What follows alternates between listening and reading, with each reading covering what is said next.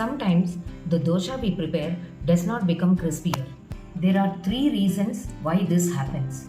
Watch each reason and its solution completely, because even if you miss a single one, your dosha is not going to become crispier. Reason number one, the mixing consistency for making the batter. This is normally 4:1, in which we take 2 cups of raw rice and 2 cups of boiled rice. For this 4 glasses, we use 1 cup of urad dal with the same glass we use. Even if this consistency is taken wrongly, that is, if the boiled rice is taken in more quantity than the raw rice, then also the dosha becomes soggy or soft, not crispier.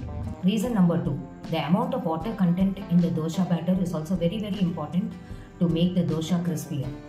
For example, if the water content is more, then we have to take, for every half liter of dosha batter, you can take a small cup of rava or suji, soak it in hot water, and then after soaking, mix this soaked suji into the watery dosha batter, bring it to the dosha batter consistency, and then start making the doshas.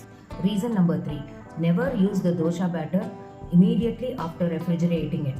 We need to keep the batter outside to get it to the room temperature before making the dosha.